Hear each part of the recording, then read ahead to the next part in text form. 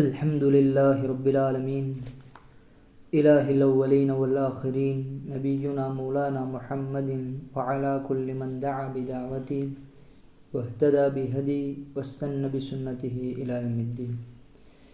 கண்ணியத்திற்குரிய மேலான சகோதரர்களே, பெரியவர்களே, அல்லாஹ் சுப்ஹானஹு வ தஆலா எல்லா நபிமார்களுக்கும் ஒவ்வொரு வித சிறப்புகளையும் அந்தஸ்துகளையும் அற்புதங்களையும் அல்லாஹ் கொடுத்திருக்கிறான். கடைசியாக வந்த பெருமானார் ஸல்லல்லாஹு அலைஹி வஸல்லம் அவர்களுக்கென்று பல அற்புதங்களை அல்லாஹ் கொடுத்திருக்கிறான். ஒரு சந்தர்ப்பத்தில் நபி ஸல்லல்லாஹு அலைஹி வஸல்லம் சொன்னார்கள், ஃபுத்தில்து அலல் அன்பியாஇ பிசித்தின். மற்ற நபிமார்களை விட 6 காரியங்கள், இந்த ஹதீஸில் 6 காரியங்களை சொல்கிறான். 6 விஷயங்கள் நான் கொடுத்து சிறப்புப்படுத்தப்பட்டுள்ளேன் மற்ற நபிமார்களை விட. முதலாவது அவர் சொன்னார்கள், ஓ அதைது ஜவாமி அல் கலிம். பொருள் நிறைந்த வார்த்தைகள் எனக்கு கொடுக்கப்பட்டுள்ளன. ஜவாமி அல் கலிம் என்று சொல்வார்கள். அதாவது வார்த்தை சுருக்கமாக இருக்கும், அதில் கருத்துக்கள் பன்மடங்காக இருக்கும். நபி ஸல்லல்லாஹு அலைஹி வஸல்லம் வார்த்தைகள் அப்படிதான் இருக்கும். சுருக்கமான வார்த்தைகள், நிறைவான பலந்தரக்கூடிய பல வகையான கருத்துகள் உள்ளடக்கப்பட்டிருக்கும். பல ஹதீஸ்களை பார்த்தா ஒரே வரி தான் இருக்கும், ஆனால் அதில் பலவித கருத்துக்கள் அடங்கப்பட்டிருக்கும். மற்ற எந்த நபிமார்களுக்கும் இப்படிப்பட்ட ஒரு சிறப்பு அல்லாஹ் கொடுத்ததில்லை. ஏனென்றால் கடைசி நபியாக இருப்பதனால நபி ஸல்லல்லாஹு அலைஹி வஸல்லம் அவர்களுக்கு இது போன்ற வார்த்தைகளை அல்லாஹ் கொடுத்திருக்கிறான். அப்போ சுருக்கமாக தான் சில விஷயம் பேசுவாங்க. அவங்களுடைய ஹுதுபாக்கள் சுருக்கமாக இருக்கும், ஆனால் பல்வேறு விதமான கருத்துக்களை உள்ளடக்கி இருக்கும். இன்று நாம் பார்க்கிறோம், உலமாக்கள், முஹத்திஸீன்கள், ஹதீஸ்களை அறிஞர்கள் நபி ஸல்லல்லாஹு அலைஹி வஸல்லமுடைய ஹதீஸிலிருந்து பலவிதமான கருத்துக்களை சொல்கிறாங்க. ஃபுகஹாக்கள், மார்க்க சட்ட வல்லுநர்கள் நபியினுடைய ஹதீஸ்லேருந்து பலவிதமான சட்டங்களை எடுத்திருக்காங்க. ஒரே ஒரு ஹதீஸில் பல ஆயிரக்கணக்கான சட்டங்களை எடுத்திருக்காங்க. பல ஆயிரக்கணக்கான குறிப்புகள், படிப்பினைகளை எடுத்திருக்கிறார்கள். ஏனென்றால் நபி ஸல்லல்லாஹு அலைஹி வஸல்லமுடைய வார்த்தை அப்படியாக இருந்தது. அல்லாஹ் கொடுத்த மிக சிறந்த அற்புதங்களில் ஒன்று. இரண்டாவது என்ன? நுசிர்து பிர்ருஅப். பயத்தை கொண்டு நான் உதவி அளிக்கப்பட்டுள்ளேன் என்று சொன்னார்கள். அல்லாஹ் தஆலா எதிரிகளின் உள்ளத்திலே என்னை பற்றிய பயத்தையும் பீதியும் ஏற்படுத்தி விட்டான் என்று நபி ஸல்லல்லாஹு அலைஹி வஸல்லம் சொன்னார்கள். நபி ஸல்லல்லாஹு அலைஹி வஸல்லமை பற்றியான பயம் மற்ற மக்கள், காஃபிர்கள், எதிரிகளிடத்தில் உள்ளத்தில் இருந்து கொண்டே இருக்கும்.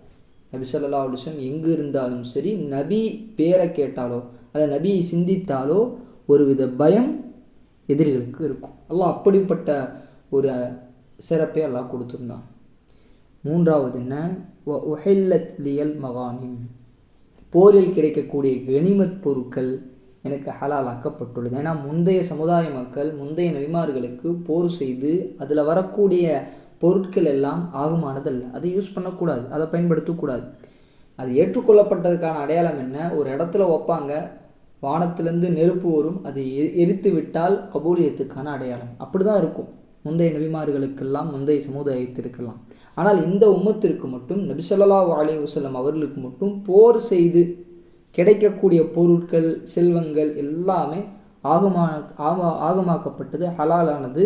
அதை பயன்படுத்தலாம், தன் சமுதாய மக்களும் பயன்படுத்தலாம். இது நபி ஸல்லல்லாஹு அலைஹி வஸல்லம் அவர்களுக்கு அல்லாஹ் கொடுத்த ஒரு சிறந்த அற்புதம், சிறந்த ஒன்று. நான்காவது என்ன?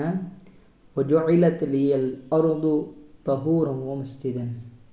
பூமி முழுக்க எனக்கு சுத்தமானதாகவும் தொழக்கூடிய இடமாகவும் அல்லாஹ் ஆக்கியிருக்கிறான் என்று நபி ஸல்லல்லாஹு அலைஹி வஸல்லம் சொன்னார்கள்.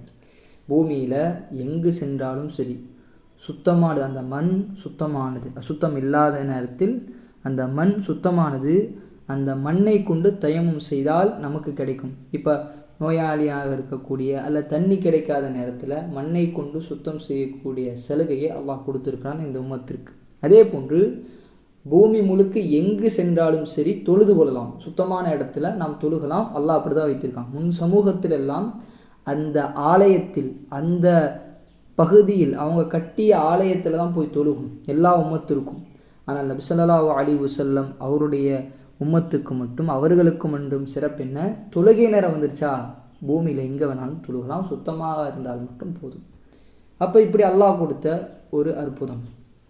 அடுத்த 5வது என்ன, உர்சில் து இலல் ஹல்கி காஃபா, எல்லா படைப்புகளுக்கும், மனிதர்கள், ஜின்கள், கால்நடைகள், எல்லா படைப்புகளுக்கும் நான் ரசூலாக அனுப்பப்பட்டேன் என்று சொன்னார்கள். முந்தைய நபிமார்கள் எல்லாம் அந்த சமூகத்திற்காக மட்டும்தான் அனுப்பப்பட்ட நபி. ஒரே நேரத்தில் 2 நபிமார்கள் கூட இருப்பார்கள்.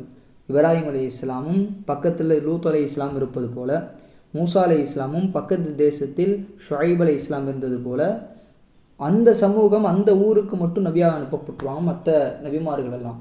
ஆனால் பெருமானார் ஸல்லல்லாஹு அலைஹி வஸல்லம் அவர்கள் மட்டும்தான் உலகம் முழுக்க அத்துணை படைப்புகள், மனிதர்கள், ஜின்கள், கால்நடைகள், எல்லா படைப்புகளுக்கும் ரசூலாக அனுப்பப்பட்டுள்ளார்கள். இது நபி ஸல்லல்லாஹு அலைஹி வஸல்லம் அவங்களுக்கு அல்லாஹ் கொடுத்த சிறப்பு. கடைசி என்ன, வஹுதிம பியன் நபியும், என்னை கொண்டு நபிமார்கள் என்ற அந்த அந்தஸ்து, நபிமார்களுடைய வருகை முடிவு செய்யப்பட்டு விட்டது என்று சொன்னார்கள். நபி ஸல்லல்லாஹு அலைஹி வஸல்லம் அவர்கள்தான் கடைசி நபி. இதற்கு பிறகு ஒரு நபி வரப்போவது கிடையாது. யாராவது தன்னை நபி என்று சொன்னால், நான் தான் கடைசி நபி, நான் நபிக்கு பிறகு, முஹம்மதுக்கு பிறகு நான் ஒரு நபி என்று யாராவது சொன்னால் அவன் பொய்யன். ஏனென்றால் இந்த உம்மத்தில் பல பேர் தன்னை நபின்னு வாதிட்டு இருக்காங்க. அப்படி சமீப காலத்தில் வந்தவர்களில் மிர்சா குலாம் அஹ்மது காதியானி என்ற நபர் எல்லாம் தன்னை நபி என்று வாதிட்டவன். அப்போ நபி ஸல்லல்லாஹு அலைஹி வஸல்லம் தான் கடைசி. அல்லாஹ் சொல்வான், முஹம்மது ரசூலுல்லாஹ் மா கான அபா முஹம்மதின் மிர் ரிஜாலிக்கும் வலாக்கின் ரசூலல்லாஹ் வ ஹாத்தமன் நபியின். அல்லாஹ்வுடைய தூதர், இறுதி தூதர் என்று நபி ஸல்லல்லாஹு அலைஹி வஸல்லம் அவர்களை அல்லாஹ் சொல்லி காட்டுகிறான். இப்படி மற்ற நபிமார்களை விட பெருமானார்